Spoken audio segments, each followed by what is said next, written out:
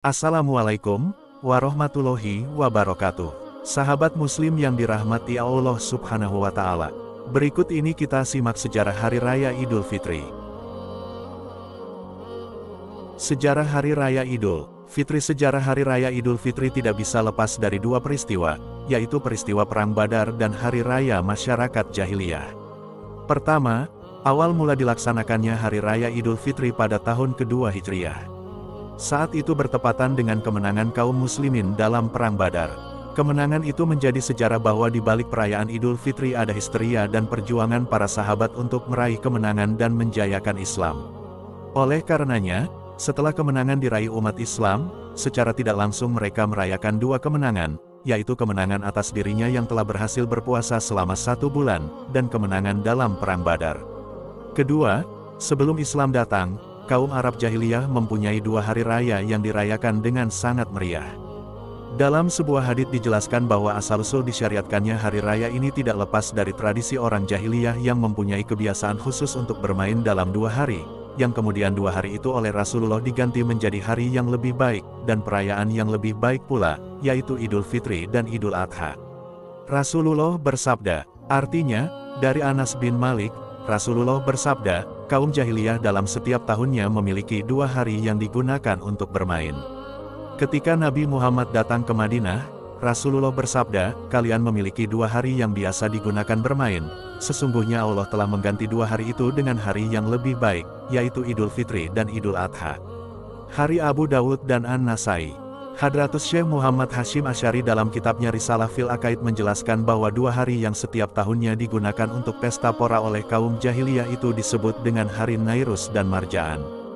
Dalam setiap tahunnya, 2 hari ini digunakan untuk pesta pora, dan diisi dengan mabuk-mabukan dan menari. Dikatakan, bahwa Nairus dan Marjaan merupakan hari raya orang Persia kuno. Setelah turunnya kewajiban puasa Ramadan, Rasulullah mengganti Nairus dan Marjaan dengan hari Idul Fitri dan Idul Adha. Tujuannya, agar umat Islam mempunyai tradisi yang lebih baik dan sejalan dengan apa yang disyariatkan oleh Allah Subhanahu wa Ta'ala. Lihat, Risalah fil Aqaid, Juz 3, halaman 68. Begitupun Imam Al-Baihaqi dalam kitabnya, As-Sunanul Kubra menampilkan bunyi hadisnya secara jelas. Rasulullah bersabda, artinya, dari Abdullah bin Umar, Rasulullah bersabda, barang siapa membangun negeri kaum Ajam selain Arab kemudian meramaikan hari-hari Nairus dan Mirajan mereka, serta meniru mereka hingga ia mati dalam keadaan seperti itu, maka ia akan dibangkitkan bersama mereka pada hari kiamat. Imam Al-Baihaqi, As-Sunanul Kubra, Juz 9, halaman 234. Keutamaan Hari Raya Idul Fitri. Hari Raya Idul Fitri tidak hanya sebuah momentum atas kemenangannya menahan diri dari makan dan minum serta menjauhi dari berbagai pekerjaan yang bisa mencederai pahala puasa. Lebih dari itu, Hari Raya Idul Fitri merupakan suatu hari yang harus dibanggakan, karena pada hari tersebut Allah menjanjikan ampunan bagi orang-orang yang melaksanakan ibadah salat Hari Raya Idul Fitri. Rasulullah bersabda, artinya, diriwayatkan dari Ibnu Mas'ud dari Nabi Muhammad, bahwa Nabi bersabda, ketika umat Nabi melaksanakan puasa pada bulan Ramadan dan mereka keluar untuk melaksanakan salat Idul Fitri, maka Allah berfirman, wahai malaikatku, setiap yang telah bekerja akan mendapatkan upahnya. Dan hamba-hambaku yang telah melaksanakan puasa Ramadan dan keluar rumah untuk melakukan salat Idul Fitri, serta memohon upah dari ibadah mereka, maka saksikanlah bahwa sesungguhnya aku telah memaafkan mereka. Kemudian ada yang berseru, wahai umat Muhammad, kembalilah ke rumah-rumah kalian, aku telah menggantikan keburukan kalian dengan kebaikan.